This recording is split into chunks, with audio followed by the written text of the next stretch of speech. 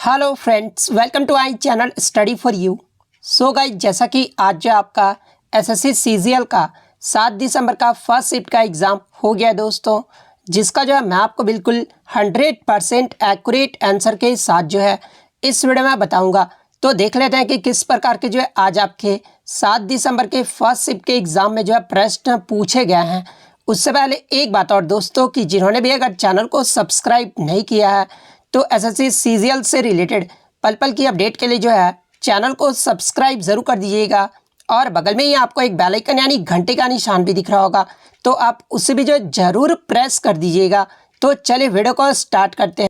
तो आज का जो आपका पहला क्वेश्चन आया था कि मीटर पर सेकेंड स्क्वायर ये जो है किसका मात्रक होता है। तो देखिए, मीटर पर सेकेंड स्क्वायर ये जो आपका एक्सेलरेशन यानी त्वरण का जो है ये मात्रक होता है। तो त्वरण आपका करेक्ट आंसर होगा। बात कर ले प्रीवियस शिफ्टों में जो आपके ऐसा यूनिट से प्रश्न पूछे गए हैं उसको देख लेते हैं। जैसे कि एम्पियर ये जो आपका इलेक्ट्रिक करंट का यूनिट होता है। वोल्ट की बात कर ले तो ये आपका इलेक्ट्रिक पोटेंशियल यानी विभवांतर का जो है ये आपका यूनिट होता है। ओम की बात कर ले तो ओम जो होता है ये आपका इलेक्ट्रिकल रेजिस्टेंस का यूनिट होता है। कूलम की बात कर ले तो ये आपका इलेक्ट्रिक चार्ज का जो है ऐसा यूनिट होता है। तो ये फैक्ट भी आप ध्यान में रखिए। नेक्स्ट क्वेश्चन आपका यहाँ पर आता कि हाल ही में किस राज्य के द्वारा जो है राज्य व्यापक स्वास्थ्य बीमा योजना मेडिसेप योजना जो है इसकी शुरुआत की गई है। तो देखिए, हाल ही में केरल सरकार के द्वारा 1 जुलाई 2022 से जो है मेडिसेप योजना की जो है वो शुरुआत की गई है। तो केरल आपका करेक्ट आंसर होगा। और देखिए, इस योजना के अंतर्गत राज्य सरकार के कर्मचारियों, पेंशन भोगियों और उनके पात्र परिवार के सदस्यों के लिए जो है एक चिकित्सा बीमा योजना है। और देखिए, इसके अंतर्गत जो है प्रति वर्ष 3 लाख रुपए तक जो है व्यापक कवरेज के साथ कैशलेस चिकित्सा सहायता जो है वो प्रदान की जाएगी। तो अगर पूछा जाए कि ये जो आपका मेडिसेप योजना है जो कि केरल सरकार के द्वारा शुरू किया गया है, ये जो है किससे संबंधित है, तो ये आपका चिकित्सा बीमा योजना से संबंधित है। तो ये फैक्ट भी आपको ध्यान में रखना है। नेक्स्ट क्वेश्चन आपका यहाँ पर आया था कि निम्नलिखित में से कौन सा जो है दूरी का इकाई है, जहाँ पे ऑप्शन में जो आपका प्रकाश वर्ष दिया गया था। तो देखिए, ये जो आपका प्रकाश वर्ष है ना, ये खगोलीय दूरी को व्यक्त करने के लिए जो है इसका प्रयोग किया जाता है। तो प्रकाश वर्ष आपका करेक्ट आंसर होगा। बात कर ले डिस्टेंस के अन्य यूनिट के बारे में, जैसे कि आपका कौन कौन सा होता है, तो एक तो आपका मिलीमीटर होता है, इसके अलावा सेंटीमीटर होता है, इसके अलावा मीटर होता है और किलोमीटर होता है। ये सब जो आपके डिस्टेंस के जो है मैट्रिक ऐसा यूनिट होते हैं। तो ये फैक्ट भी आपको ध्यान में रखना। नेक्स्ट क्वेश्चन आपका यहाँ पर आता है कि the type of coal that is used mainly for commercial uses यानी मुख्य रूप से जो है वाणिज्य में कोयले के किस प्रकार का जो है कोयला जो है वो प्रयोग किया जाता है। तो देखिए, मैं आपको बता दूं कि व्यावसायिक रूप से उपयोग किए जाने वाले कोयले के जो प्रकार है ना, वो आपके बिटुमिनस कोयला है। तो बिटुमिनस कोयला आपका करेक्ट आंसर होगा। नेक्स्ट क्वेश्चन आपका यहाँ पर आया था कि in which year was the voting age reduced from 21 to 18 इन इंडिया यानी भारत में मतदान की जो आयु है ना वो 21 वर्ष से घटाकर 18 वर्ष ये जो है किस वर्ष कर दिया गया। तो देखिए, सबसे पहले मैं आपको बता दूं कि 61वां जो संविधान संशोधन है ना, ये आपका 1988 में हुआ था, लेकिन आपका 1989 में जो ये आपका लागू किया गया था। तो देखिए, 61वें संविधान संशोधन अधिनियम 1989 के द्वारा जो है लोकसभा तथा राज्य विधानसभाओं के चुनाव के मतदान करने की जो न्यूनतम आयु है ना वो 21 वर्ष से घटाकर 18 वर्ष कर दिया गया था। तो आपका 1989 वर्ष पूछा गया था, तो 1989 आपका करेक्ट आंसर होगा। वहीं अगर संविधान संशोधन आगे के शिफ्ट में पूछ ले तो ये 61वें संविधान संशोधन के तहत जो है वो आपका किया गया था। वहीं अगर किस अनुच्छेद के तहत किया गया था अगर ये पूछ दिया जाए तो देखिए, भारतीय संविधान के अनुच्छेद 326 में संशोधन के द्वारा जो है ऐसा किया गया था। और अनुच्छेद 326 ये जो है किससे संबंधित है, तो ये आपका लोकसभा और विधानसभा के चुनाव से संबंधित है। तो ये फैक्ट भी आपको ध्यान में रखना है। नेक्स्ट क्वेश्चन आपका यहाँ पर आया था कि what is the quorum required in Lok Sabha for the meeting to take place यानी लोकसभा की बैठक होने के लिए आवश्यक कोरम जो वो क्या होता है। तो देखिए, लोकसभा में बैठक शुरू करने के लिए कम से कम जो है 10वें सदस्यों की जो है उपस्थिति है ना, इसकी जो है आवश्यकता होती है और इसे ही जो है कोरम जो है वो कहा जाता है। तो 1/10 जो आपका यहाँ पे करेक्ट आंसर होगा। और देखिए मैं आपको बता दूं कि यदि लोकसभा का कोई सदस्य लगातार 60 दिनों तक अध्यक्ष को सूचित किए बिना अनुपस्थित यानी अब्सेंट रहता है तो उसकी सीट जो है वो रिक्त घोषित जो है वो कर दी जाती है। तो ये फैक्ट भी आपको ध्यान में रखना है। नेक्स्ट क्वेश्चन आपका यहाँ पर आया था कि वर्ष 2022 में दिल्ली के नए उपराज्यपाल यानी लेफ्टिनेंट गवर्नर के पद पर जो है ये किसे नियुक्त किया गया है। तो जैसा कि आपको पता है कि दिल्ली जो है एक केंद्र शासित प्रदेश है और यहाँ पर राज्यपाल नहीं उपराज्यपाल जो है वो नियुक्त किए जाते हैं। तो देखिए दिल्ली के नए उपराज्यपाल के पद पर जो है ये विनय कुमार सक्सेना को जो है वो नियुक्त किया गया है। तो विनय कुमार सक्सेना आपका करेक्ट आंसर होगा। कल जो आपका पुडुचेरी का जो है मुख्यमंत्री के बारे में पूछा गया था। नेक्स्ट क्वेश्चन आपका यहाँ पर आया था कि द्वितीय पंचवर्षीय योजना में किस पर जो है वो फोकस यानी बल जो है वो दिया गया था। तो देखिए मैं आपको बता दूं कि द्वितीय पंचवर्षीय योजना का जो कार्यकाल है ना वो 1956 से लेकर 1961 तक रहा था। और ये जो आपका द्वितीय पंचवर्षीय योजना था ना ये आपके पीसी महालनोबिस मॉडल पर आधारित था। और इस योजना का जो मुख्य उद्देश्य था ना वो औद्योगिकरण के विकास पर जो है वो जोर दिया गया था। तो इंडस्ट्री यानी औद्योगिकरण जो है आपका करेक्ट आंसर होगा। नेक्स्ट क्वेश्चन आपका यहाँ पर आया था कि राजेंद्र प्रथम और राजा राजा जो प्रथम था ना ये किस राजवंश का शासक था। तो देखिए ये जो आपके राजेंद्र प्रथम और राजा राजा जो प्रथम है ना ये चोल राजवंश के जो है वो शासक थे। तो चोल राजवंश आपका करेक्ट आंसर होगा। इसके अलावा विजयालय भी जो है ये चोल राजवंश के शासक थे और ये सभी जो नाम दिए गए हैं ना ये आपके चोल राजवंश के शासक थे। नेक्स्ट क्वेश्चन आपका यहाँ पर आया था कि CPCL का जो है फुल फॉर्म पूछा गया था। तो देखिए CPCL का जो फुल फॉर्म होता है ना ये आपका चेन्नई पेट्रोलियम कॉरपोरेशन लिमिटेड होता है। तो चेन्नई पेट्रोलियम कॉरपोरेशन लिमिटेड आपका करेक्ट आंसर होगा। और ये जो है किसके अंतर्गत आता है। तो देखिए ये जो आपका है ना इंडियन ऑयल कॉरपोरेशन जो कि आपका सब्सिडरी कंपनी के अंतर्गत आता है। और ये किस मंत्रालय के अंतर्गत आता है। तो ये आपका ministry of petroleum and natural gas के अंतर्गत आता है। तो ये फैक्ट भी आपको ध्यान में रखना है। नेक्स्ट क्वेश्चन आपका यहाँ पर आया था कि वर्ष 2009 में किस तबला वादक को जो है ग्रैमी अवार्ड से सम्मानित किया गया था। तो देखिए मैं आपको बता दूं कि ग्रैमी अवार्ड से जो है आपके लगातार जो है वो प्रश्न पूछे जा रहे हैं। तो आप ग्रैमी अवार्ड से जितने भी प्रश्न बनते हैं ना आप उसको जो है जरूर देख कर जाइएगा। तो देखिए वर्ष 2009 में ये जो जाकिर हुसैन है ना जिनका संबंध तबला वादक से है और इन्हें जो है ग्रैमी अवार्ड से सम्मानित किया गया था। तो जाकिर हुसैन आपका करेक्ट आंसर होगा। बात कर ले जाकिर हुसैन के बारे में तो इन्हें 1988 में जो है पद्मश्री से सम्मानित किया गया था और 2002 में जो है पद्म भूषण अवार्ड से भी जो है वो सम्मानित किया गया था। तो ये फैक्ट भी आपको ध्यान में रखना है। इसके पहले प्रीवियस शिफ्ट में आपसे पूछा गया था कि ग्रैमी पुरस्कार पाने वाले पहले भारतीय कौन है। तो देखिए ग्रैमी पुरस्कार पाने वाले जो पहले भारतीय थे ना वो आपके पंडित रविशंकर थे। तो इनका नाम भी आपको ध्यान में रखना है। और कल के शिफ्ट में आपसे पूछा गया था कि पहली ग्रैमी पुरस्कार पाने वाली महिला का नाम पूछा गया था। तो देखिए पहली ग्रैमी पुरस्कार पाने वाली जो भारतीय महिला थी ना वो तन्वी शाह थी। तो ये फैक्ट भी आपको ध्यान में रखना है।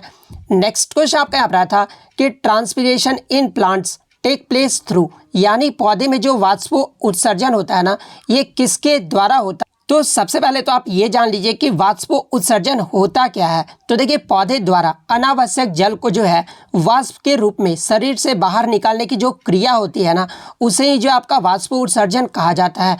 और वाष्प उत्सर्जन मुख्य रूप से जो है पत्तियों के अस्टोमाटा जिसे जो है रंध्र भी कहा जाता है इसके माध्यम से होता है। तो अस्टोमाटा आपका करेक्ट आंसर होगा। बात कर ले अस्टोमाटा ये जो किससे संबंधित है। तो देखिए अस्टोमाटा जो है ना ये मुख्य रूप से प्रकाश संश्लेषण और श्वसन की प्रक्रिया के दौरान जो है ये गैसों के आदान प्रदान से संबंधित है। तो ये फैक्ट भी आपको ध्यान में रखना है क्योंकि यहाँ से प्रश्न पूछा जा सकता है कि गैसों के आदान प्रदान जब फोटोसिंथेसिस होता है ना तो उस समय गैसों का जो आदान प्रदान है ये किसके द्वारा किया जाता है। तो ये मुख्य रूप से अस्टोमाटा के द्वारा किया जाता है। नेक्स्ट क्वेश्चन आपका यहाँ पर आया था कि मेरियाना जो ट्रेंच है ना यानी मेरियाना जो गर्त है ये किस महासागर में स्थित है। तो देखिए ये जो आपका मेरियाना ट्रेंच है ये आपका पश्चिमी प्रशांत महासागर में स्थित है। तो पश्चिमी प्रशांत महासागर आपका करेक्ट आंसर होगा। नेक्स्ट क्वेश्चन आपका यहाँ पर आया था कि ICC women's under nineteen world cup 2023 ये जो है कहाँ पर आयोजित किया जाएगा। तो देखिए मैं आपको बता दूं कि ICC अंडर-19 महिला T20 विश्व कप का जो है ये पहला संस्करण है जो कि आपका 2023 में जो है ये आपका साउथ अफ्रीका में जो है वो खेला जाएगा। तो दक्षिण अफ्रीका आपका यहाँ पे करेक्ट आंसर होगा। और इसमें जो टोटल 16 टीम जो है वो भाग लेगी और इसमें जो भारत टीम की कप्तान है ना वो सीनियर टीम की ओपनर शेफाली वर्मा को जो है वो कप्तान जो है वो बनाया गया है। तो ये फैक्ट भी आपको ध्यान में रखना है। नेक्स्ट क्वेश्चन आपका यहाँ पर आया था कि who is the attorney general of India 2022, यानी भारत के जो है वर्तमान में महान्यायवादी जो है ये कौन है। तो देखिए भारत के वर्तमान अटॉर्नी जनरल की बात तो ये आपके आर वेंकटर मणि है, जिन्हें जो है 1 अक्टूबर 2022 से जो है 3 साल के लिए जो है वो नियुक्त किया गया है। तो और इससे पहले जो है भारत के महान्यायवादी कौन थे, तो आपके के वेणुगोपाल थे और ये जो है भारत के 16वें अटॉर्नी जनरल है। तो ये फैक्ट भी आपको ध्यान में रखना है। तो आर वेंकटर मणि आपका करेक्ट आंसर होगा।